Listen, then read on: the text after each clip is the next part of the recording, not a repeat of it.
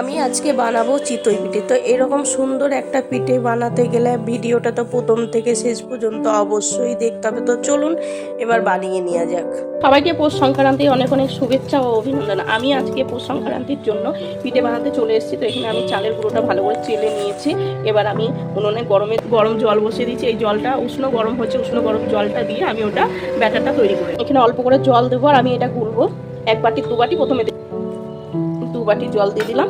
এবার এটা ভালো করে আমি ফেটিয়ে নেবো। 2 বাটি জলে হবে না, এখনো অনেকটা জলই লাগবে। এখানে ব্যাটারগুলো আমার পুরো কমপ্লিট। এই যে এইরকম পাতলা রেখেছি। এরকম পাতলাটা রাখলে কি হবে, এটা সুন্দর করে ভাজা হবে, টাইমটাও কম লাগবে, একটু তাড়াতাড়ি হয়ে যাবে। তো এখন এটা আমি 10-15 মিনিট মতো ঢেকে রাখবো। আমি এখানে একটা টিস্যু নিয়ে নিয়েছি, এরকম ছোট করে টিস্যু, আর বসিয়ে দিয়েছি। যে এইটাতে আমি পিঠেগুলো বানাবো। এটা গরম হতে বসিয়ে দিয়েছি। যে সাদা তেল নিয়েছি, আমি টিস্যুটা তেলে চুবিয়ে নেবো, তেলে এবার এতে আমি তেলটা এতে বুলিয়ে দেবো। তেল বিরাজ আছে, কিন্তু ওটা খুব বড় আর নতুন, তো বার করতে একটু মায়াই লাগছে। এটা গরম হয়ে গেছে। এবার এটার উপরে আমি ব্যাটারটা দিয়ে দেবো। পুরোটাই আমি দিয়ে দিয়েছি। এবার এটা ঢেকে দেবো। গ্যাসটা খুব আস্তে রেখেছি। গ্যাসটা এই যে আমার এরকম জ্বলছে। এই যে এইখানটাতে আমি একটা লবঙ্গ দিয়ে দিলাম। লবঙ্গ দিলাম কারণ বাষ্পটা বেরিয়ে আসবে না। এগুলো হয়ে গেছে, এবার তুলে নেব।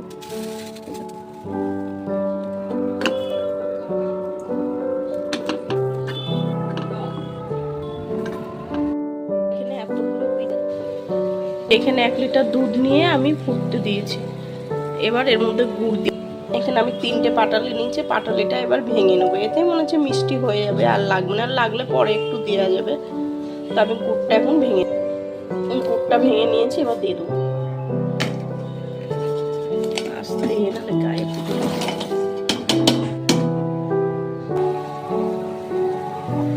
গুড়টা গলে গেছে। এবার আমি এই পিঠেগুলো সব দিয়ে দেবো।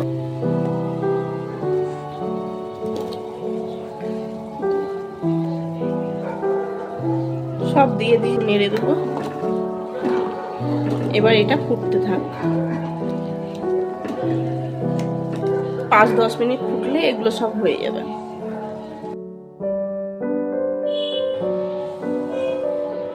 কি সুন্দর ফুটছে পিঠেটা। যত ফুটবে পিঠেটা তত নরম হবে।